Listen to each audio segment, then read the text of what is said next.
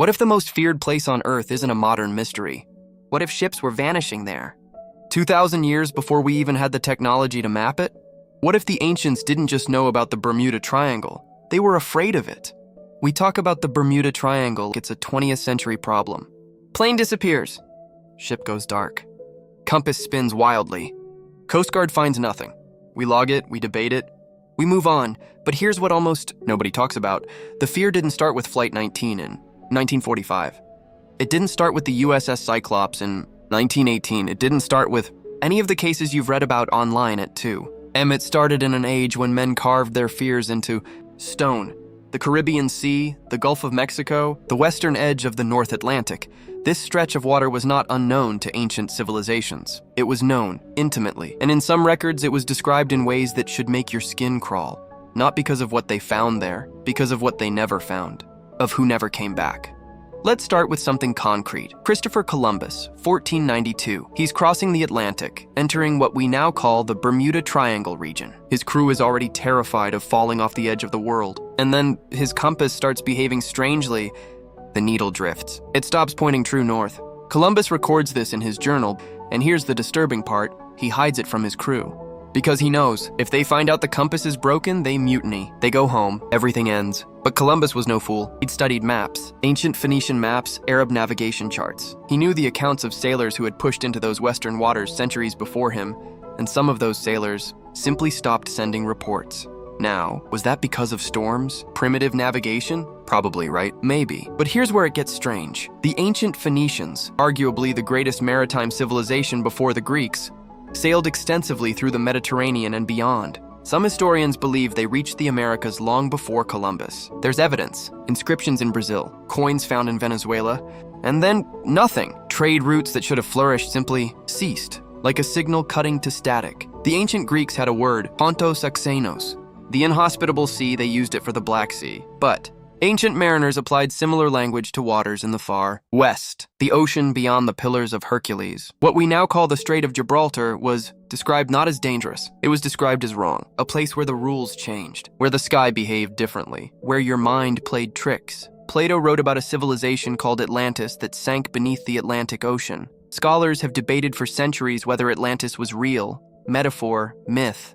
But almost no one asks the stranger question, why did Plato place it specifically there? He wasn't writing fantasy. He was writing philosophy disguised as history. And the location he chose, beyond the Pillars of Hercules, somewhere in the Atlantic, overlaps almost precisely with the northern edge of what we now call the Bermuda Triangle. Coincidence, almost certainly. But then something strange happened.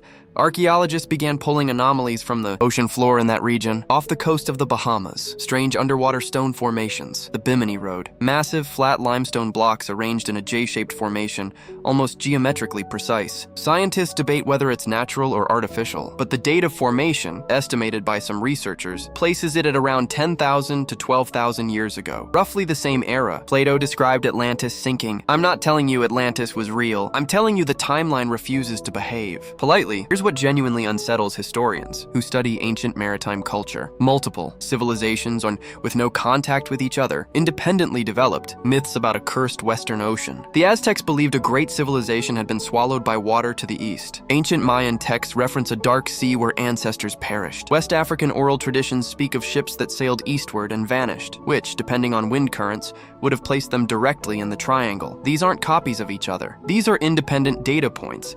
And when multiple independent sources point at the same patch of water and call it wrong, at the very least, you have to ask why. Modern science has explanations, of course. Methane hydrate eruptions on the ocean floor can destabilize ships. Rogue waves in that region are statistically higher. The magnetic anomalies are real. Compasses do behave strangely there due to the convergence of geological formations. Hexagonal cloud formations unique to that region can create microbursts of air over 170 miles per hour. These are the rational answers, but here's the part that keeps researchers quiet at night. The rational answers explain individual disappearances. They don't explain the pattern. They don't explain why, across thousands of years, across dozens of civilizations with no shared language or mythology, the same water kept producing the same kind of silence. Not danger, silence. Ships don't just sink there, they disappear. Wreckage doesn't wash up. Debris fields don't form. In modern cases with aircraft, black boxes, designed to survive almost anything, are never recovered. It's not just that things go wrong in the Bermuda Triangle, it's that things go nowhere. And this is the part almost nobody talks about. What does it mean? Psychologically? Philosophically, for a place to exist across human memory for thousands of years is a wound in the world? Think about that for a moment. Every generation has its version of the abyss, the edge of the map where the cartographer wrote, "Here be dragons," the place where reason ends and something older begins. Humans have always needed that place, not because we want to go there, but because its existence confirms something we feel but can't. Dame, that the world is larger than our understanding, that there are questions the universe is simply not going to answer. The Bermuda Triangle, whatever it physically is, serves a psychological function that humans have needed since the first man stood at the shore and stared at water that went further than he could see. It is the incarnation of the unknown, the place where our maps run out. The reminder that for all our satellites and sonar and GPS precision,